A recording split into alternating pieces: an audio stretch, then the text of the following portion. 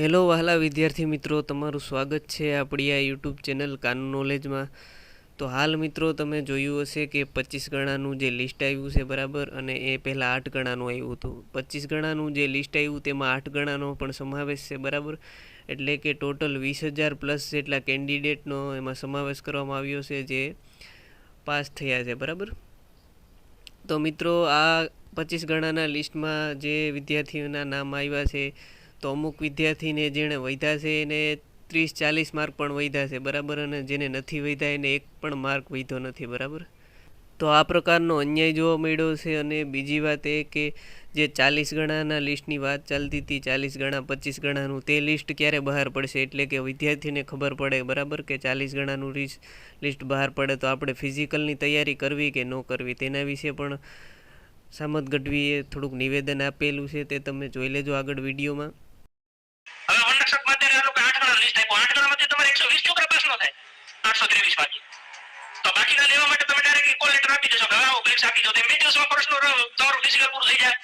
દોડો તો ખબર પડે કે 1600 મીટર કેમ પૂરું થાય 6 મિનિટમાં કે 6.5 મિનિટમાં. કૂદો તો ખબર પડે કે 15 ફૂટ કેમ થાય છે કે આ રીતે 3 ફૂટ 4.5 ફૂટ કેવી રીતના કૂદાય છે. આ છોકરા 2 વર્ષના બિચારા હવારમાં 4 વાગે ઉઠી જતા હોય, 4 વાગે ઉઠીને સવારે 4:30 5 વાગે ગ્રાઉન્ડમાં પૂકી જાય, 3 કલાક બિચારા ઠેકાણે મારતા હોય.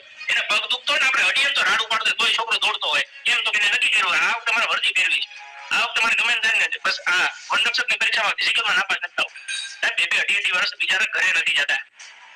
અને અહીંયા ગાંધીનગરમાં તમે એની પરિસ્થિતિ જો, એક રૂમમાં 5-5 6-6 જણા રહેતા હોય. આપણે તેલના ડબ્બા ગોઠવેલા હોય ને એવી રીતના છોકરા ગોઠવેલા હોય છે રૂમમાં. આ વાસ્તવિક પરિસ્થિતિ છે. હવે આ ધારાસભ્ય કે સાંસદ સભ્યના છોકરા તો મને નથી લાગતું કોઈ તૈયારી કરતા હોય, એટલે એ તો આ પીડા સમજવાના નથી. હું એ વિદ્યાર્થીઓના માતા પિતાને કહું છું કે તમે શું કરવા આવી રીતના તાળી વગાડીને જોવો છો?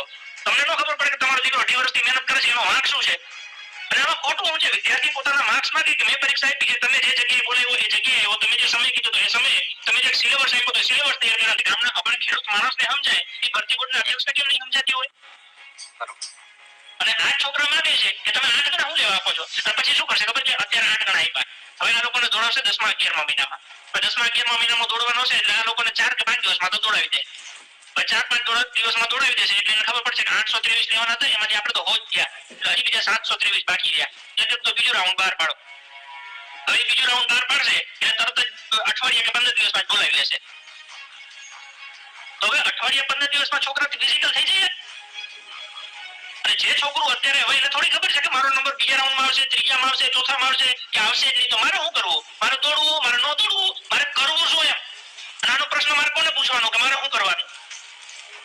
એના કરતા ભરતી બોર્ડ 40,000 લોકોનું લિસ્ટ આપી દે કે 8 ગણા કે જે લીધા છે એની જગ્યાએ 40 ગણા લેવાના છે. તો એ 40 ગણાનું લિસ્ટ આપી દે, છોકરાનું નામ હોય તો એને ખબર તો પડે કે આજ નહીં તો કાલ, કાલ નહીં તો પરમ દિવસે કોકની તો મારો વારો આવી છે, તો મારે દોડવું પડે. તો સવારમાં 4 વાગે ઉઠીને દોડતો થાય.